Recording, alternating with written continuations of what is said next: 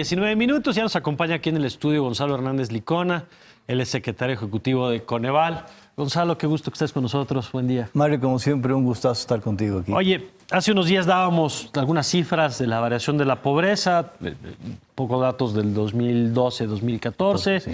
Pero más allá del tema de las cifras, lo que ustedes en realidad presentaron es una evaluación de la política social en su conjunto. Porque claro, una cosa es el resultado en la variación de la pobreza, pero la política social es mucho más amplia. Es programas, la forma de operar de esos programas y es en buena medida pues el corazón de lo que hace Coneval, ¿no?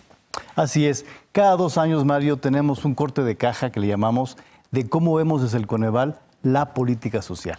Es la suma de observaciones que tenemos y en esta ocasión tenemos un poquito la siguiente visión. Por un lado, qué bueno, Mario, que los gobiernos estatales, sin importar el partido político, han tomado la medición de pobreza que propuso el Congreso hace 10 años, la pobreza multidimensional que tiene educación, salud, vivienda, como el hilo conductor de la política social. Qué bueno que ha habido, de hecho, una mejor y mayor coordinación entre secretarías de Estado con los gobiernos locales para ir de manera mucho más concreta a reducir las carencias y los indicadores de pobreza para beneficio de la población. Eso es una buena noticia que podemos observar. Sin embargo, lo que también vemos es que esa ruta va a ser muy tardada para reducir las enormes brechas que sigue habiendo en México cuando comparamos grupos específicos con el resto de la población. A ver, hay un caso concreto que destacan ustedes en el reporte, que es las comunidades indígenas. Por ejemplo, mientras que la pobreza es de 40%, en los indígenas es de 73%. Y en el caso de pobreza extrema también la brecha es enorme. Entonces, si tú comparas población indígena contra población no indígena, si tú comparas mujeres indígenas prácticamente contra cualquier otro grupo, hay brechas en todos los órdenes, en salud, en ingreso, en educación, en vivienda.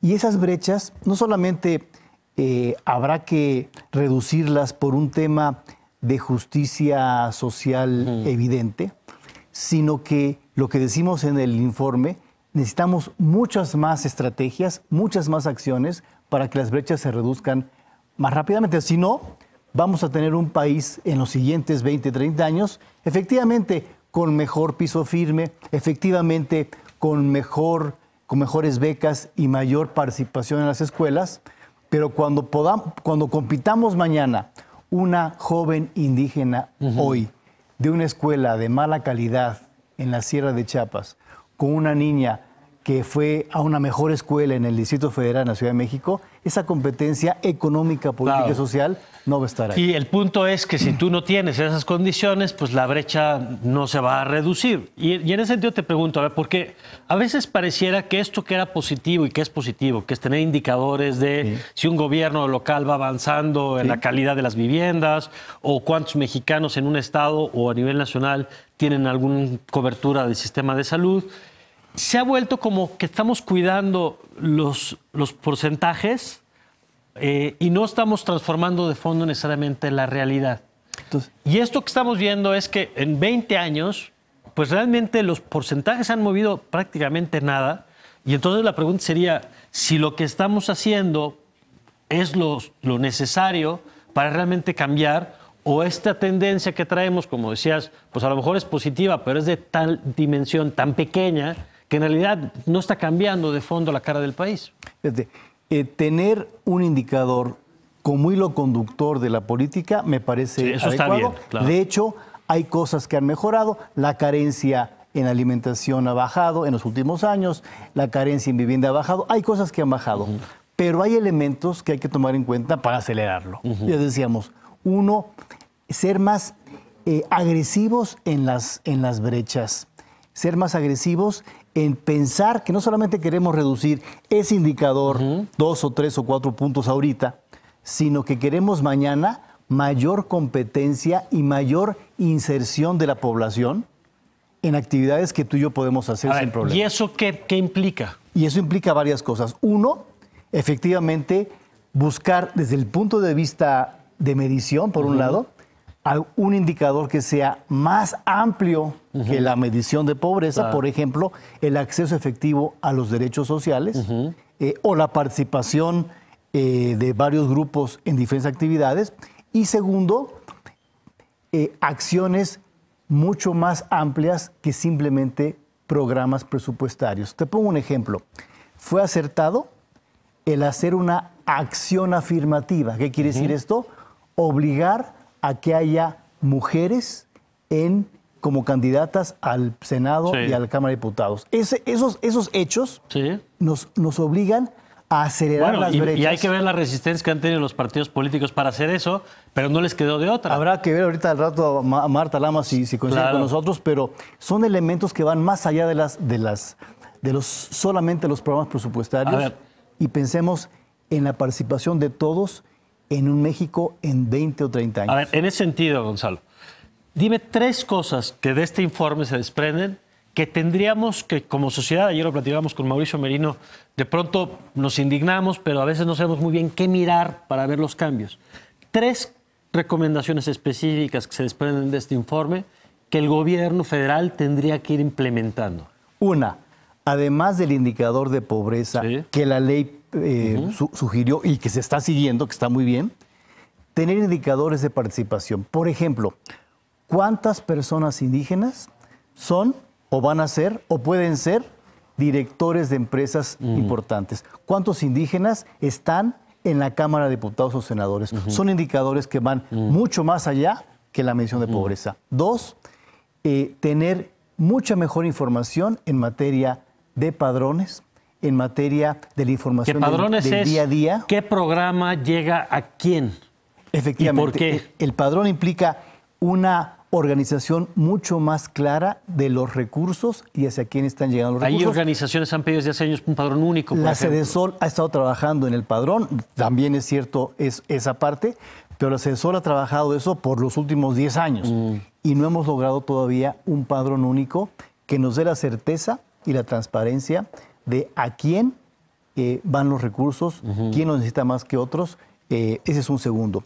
Y el tercero tiene que ver con, si hemos mejorado la coordinación, mejorarla aún más. Tenemos cerca de 5.400 programas sociales. 5.400 en todo el país. En todo el país. Eso implica, Mario, que podemos seguramente hacer más y mejor, Claro. o con los mismos recursos, o con menos incluso, si tenemos una todavía mejor coordinación entre secretarías y entre Porque además los gobiernos 5.400 locales. programas te revela que muchos de esos son ocurrencias. Mira, muchos de o ellos... programas políticos. Muchos de ellos surgen por una presión política, por un elemento político. Algunos son eficientes y eficaces, sin duda. Pero, por ejemplo, en el caso de adultos mayores, tenemos cerca de 32 programas de adultos mayores en todos los estados, más el federal. Se antoja a que uno puede tener un mejor sistema de pensiones y jubilación mucho más formal, en vez de tener pedacitos de programas Claro. en todo el país. Ocurrencias, digamos. Y una última pregunta que quisiera hacerte, Gonzalo. Hablamos de la política social y de cómo disminuir la pobreza y las brechas de las que nos hablabas al principio. Y pareciera a veces que toda esta discusión tiene que ver con la política de Sedesol o la política de la Secretaría de Salud, pero algunos han insistido, tú entre ellos, que el tema de fondo también pasa por la política económica. Tú decías hace rato, hay cifras que casi no se mueven como de la pobreza. La principal razón por la cual la pobreza no ha caído tan rápido o es igual que hace 25 años es el tema económico. El piso firme va bien, la electricidad va bien, el drenaje va bien, pero el poder adquisitivo es la parte que en caso de México ha sido el talón de Aquiles. Por lo tanto, hay que recordar que el ingreso y la política económica son tan o más importantes que la política social para reducir la pobreza. Claro. ¿No? Entonces, en el informe, Mario, en pocas palabras, hablamos de los avances de la política social, la mayor coordinación, que qué bueno que tenemos un indicador en el cual todo mundo está trabajando, pero retos de ir más allá de solamente un indicador de pobreza, ser más agresivos en reducir las brechas y, por supuesto, darle mucha atención a la parte económica. Muy bien. Pues te agradezco, Gonzalo, que nos hayas acompañado y ahí está el informe para que lo puedan ver en Muchas la gracias, página Mario. de Coneval. Muchas gracias.